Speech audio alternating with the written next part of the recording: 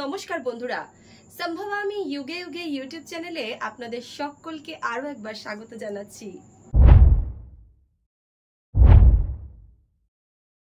বৃদ্ধ চাষির এই তিনটি শিক্ষা যে ব্যক্তি নিজের জীবনে মেনে চলবে তার ভিখারি থেকে রাজা হয়ে যেতে বেশি দিন সময় লাগবে না। বন্ধুরা, আমাদের আজকের এই কাহিনী খুবই শিক্ষামূলক হতে চলেছে। প্রত্যেকটি ব্যক্তিরই এই তিনটি শিক্ষা নিজের জীবনে গ্রহণ করা উচিত। তাহলে বন্ধুরা চলুন আজকের এই কাহিনী শুরু করা যাক। অনেক সময় আগেকার কথা, পশ্চিমের এক নগরে একজন বৃদ্ধ চাষি বাস করত। চাষির অনেক জমি জমা, অনেক ধন সম্পত্তি ছিল। চাষি নিজের যৌবনকালে অনেক কঠোর পরিশ্রম করেছিলেন।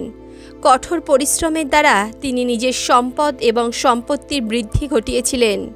কিন্তু কালক্রমে তিনি বৃদ্ধ হয়েছিলেন। এখন আর উনি হাঁটা চলাও করতে পারতেন না। বার্ধক্যের কারণে ওনাকে নানান রকম রোগে ঘিরে ফেলেছিল। বৃদ্ধ চাষি যখন একেবারে বিছানাসজ্জা হয়ে গেলেন, তখন তিনি নিজের সমস্ত সম্পত্তি তার দুই ছেলের মধ্যে সমান ভাগে ভাগ করে দিলেন। নিজের দুই ছেলের মধ্যে নিজের সমস্ত সম্পত্তি ভাগ করে দিয়ে চাষি তার দুই ছেলেকে বলতে লাগলেন, আমার পুত্ররা, আজকে আমি তোমাকে তিনটি গুরুত্বপূর্ণ শিক্ষা দিতে চাই। তুমি যদি এই তিনটি শিক্ষা নিজের জীবনে অনুসরণ করে চলতে পারো, তাহলে তুমি জীবনে কখনো দুঃখে থাকবে না। চাষির দুই ছেলে তখন বলতে লাগলো, পিতা, আপনি আমাদেরকে যা শিক্ষা দেবেন আমরা তা শিরোধার্য করে রাখব। আপনি দয়া করে বলুন আপনার মনে কি আছে। তখন চাষি বলতে লাগলো, আমার প্রথম শিক্ষা হলো সব সময় ভালো খাওয়ার গ্রহণ করবে। আমার দ্বিতীয় শিক্ষা হলো সব সময় ভালো এবং নরম বিছানায় ঘুমাবে। আমার তৃতীয় শিক্ষা হলো তোমরা কখনো ঘরের থেকে বাইরে পা রাখবে না। এতটুকু বলা মাত্রই চাষির মৃত্যু হয়ে গেল। চাষির মৃত্যুর পর তার দুই ছেলে চাষির দাহ সংস্কার করলো। তারপরে তারা দুজনেই চাষির বলা কথাগুলিকে মেনে চলতে শুরু করলো। একদিন সকালে চাষির ছোট ছেলে তার বড় ভাইকে বলতে লাগলো, দাদা, বাবা আমাদের বলে গেছেন সব সময় ভালো খাওয়ার গ্রহণ করতে, সব সময় ভালো বিছানায়, নরম বিছানায় ঘুমাতে। আর তিনি এটাও বলেছেন ঘর থেকে কখনো বাইরে পা না রাখতে। দাদা, চল আমরা দুজনে একটি বড় শহরে গিয়ে নিজেদের বড় একটা বাড়ি বানাই। শহরে থেকে আমরা ভালো মন্দ খেতেও পারবো আর দামি বিছানায়ও ঘুমাতে পারবো। আর শহরের জীবনযাত্রা তো এমন, ঘর থেকে বাইরে বেরোতেই হয় না। একটা ফোন করলেই ঘরের সমস্ত জিনিস চলে আসে। বাবা আমাদের যা বলে গেছেন আমাদের সেই কথাই মেনে চলা উচিত। চল দাদা, আমরা দুজনে গিয়ে শহরে বাড়ি বানাই।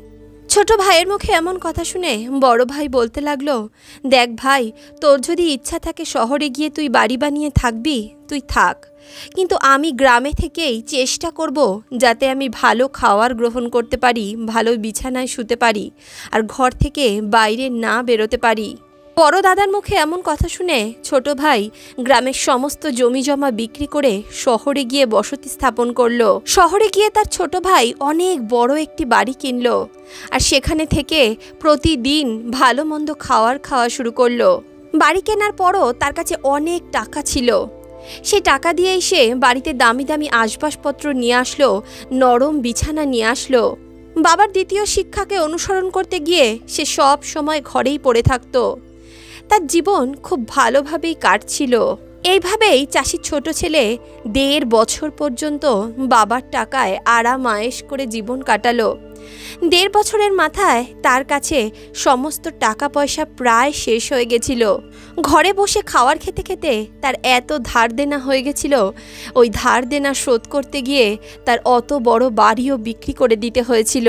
বাড়িতে যে দামি দামি আসবাবপত্র এনেছিল সেই আসবাবপত্র তাকে বিক্রি করে ফেলতে হয়েছিল। বন্ধুরা, এই কথা তো পরম সত্য।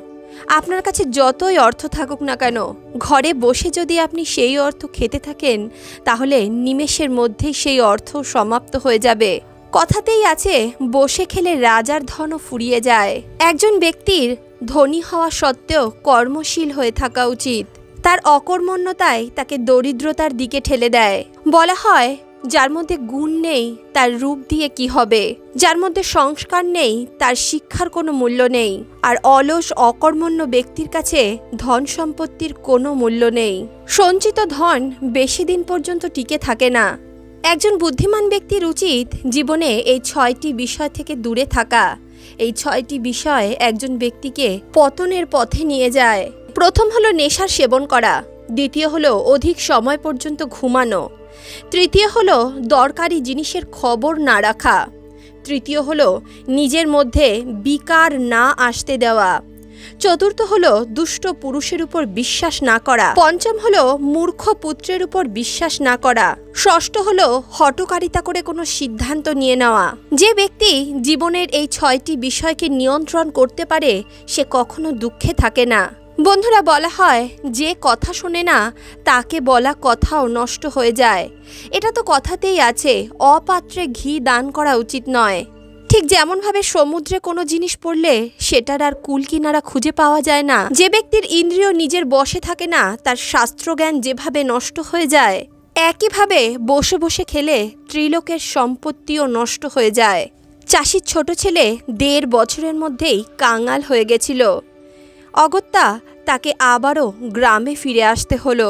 সে যখন গ্রামে আসলো দেখতে পেল তার বড় দাদা আগের থেকে অনেক বেশি ধনী হয়ে গেছে। ছোট ভাই বড় ভাইকে এসে জিজ্ঞেস করলো, দাদা তুই কিভাবে এত বড়লোক হয়ে গেলি? তুই আমাকে সেই খাওয়ার আর সেই বিছানা দেখা যাতে শুয়ে আর যে খাওয়ার খেয়ে তুই এত বড়লোক হয়েছিস। বাবার কথা অনুযায়ী আমি শহরের সব থেকে নরম বিছানা কিনেছিলাম, শহরের সব থেকে দামি রেস্টুরেন্ট থেকে আমি খাওয়ার আনাতাম। আমি তো বাড়ির থেকে কখনো বাইরেই পা রাখিনি, তাহলে আমি কেন কাঙাল হয়ে গেলাম?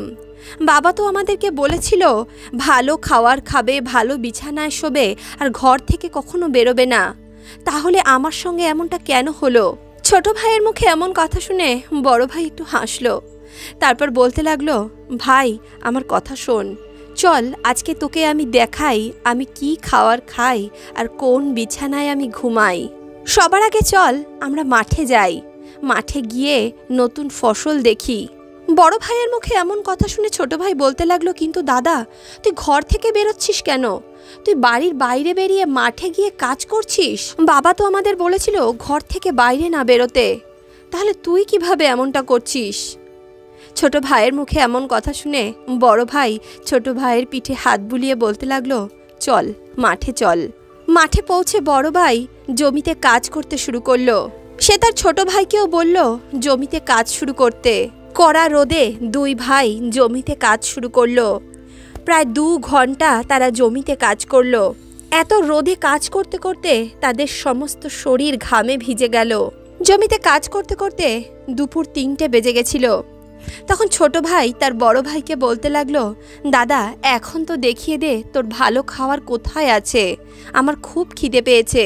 তখন বড় ভাই বলল, আরেকটুখানি দাঁড়া, এই সামান্য কাজ বাকি আছে, এইটুখানি করে আমরা দুজনে মিলে সুস্বাদু ভোজন গ্রহণ করব। এমনটা করতে করতেই আরও আধ ঘন্টা কেটে গেল। তখন ছোট ভাই তার বড় ভাইকে বলতে লাগলো, দাদা আমি আর থাকতে পারছি না, এখন তো নিয়ে আয় তোর ভালো খাওয়ার কি আছে আমি একটু দেখি। আমি যদি এখনও কিছু না খাই তাহলে আমি কাজ করতে পারবো না দাদা, তাড়াতাড়ি চল কিছু খেয়ে নি। ছোট ভাইকে খিদায় এইভাবে কাতরাতে দেখে বড় ভাই কাজ বন্ধ করে একটি গাছের ছায়ায় এসে বসে পড়ল।